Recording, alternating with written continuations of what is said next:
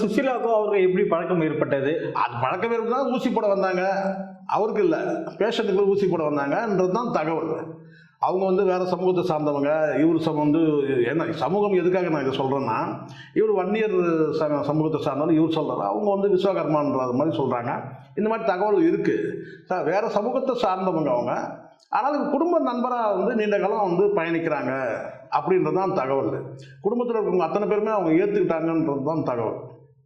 இப்போ என் டி ராமராவ் வந்து உங்களுக்கு தெரியும் சார், என் டி ராமராவோட இது மாதிரி வந்து கதை எழுத வந்தாங்க.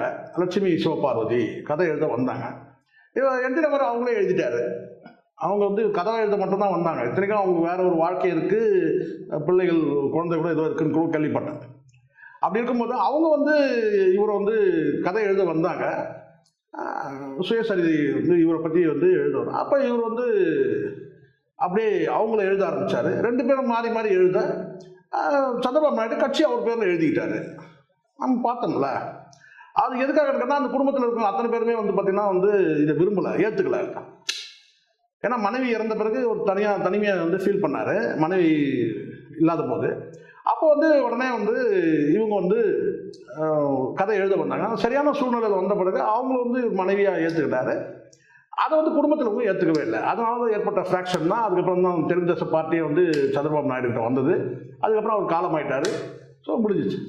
ஆனால் என்னென்னா, மனைவி உயிரோடு இருக்கும்போது இன்னொரு வந்து பெண்ணையும் வந்து துணைவி ஆக்கிறதுன்னு ஒன்று இருக்குல்ல. மனைவி இருக்கும்போது இன்னொரு பெண்ணை கல்யாணம் பண்ணிங்கன்னா அவங்க துணைவி தான் சார். மனைவின்னு சொல்ல முடியாது. ரெண்டாவது மனைவினா சில பேர் சொல்கிறாங்க இல்லையா, அது வந்து துணைவின்றது தான் சரியாக இருக்கும். ஏன்னா இணைவின்னு ஒன்றா போட்டுக்கலாம். ஒரு ஈக்குவல் பவர் இருக்குன்னு வச்சுக்கலாம். மனைவிக்கு இருக்கிற அதே சமமான வந்து ஒரு இதுனா அவங்கள இணைவின்னு ஏற்றுக்கலாம். பல பேர் சினிமா வட்டாரத்தில் பொது வாழ்க்கையில் இருக்கிறவங்கலாம் வந்து இது ஒரு பெரிய விஷயம் இல்லை சார். மனைவி 2 மனைவி வச்சுக்கிறதுலாம் வந்து பெரிய விஷயம். அது நார்மலைஸ் பண்ணல. நான் அவங்க ஏற்றுக்கிறவங்க பாரு, முதல் மனைவி வந்து ஏற்றுனா வந்து 2வது மனைவி பண்ணிக்கலாம் சார். வந்து அவங்க துணைவியாக ஏற்றுறாங்க. அதுக்கப்புறம் வந்து பார்த்தீங்கன்னா 2வது மனைவியும் ஏற்றுக்கிறாங்கன்னு வச்சுக்கலாம். முதல் மனைவி 2வது மனைவி ஏற்றுக்கலாம், 3வது கூட மனைவி வச்சுக்கலாம்.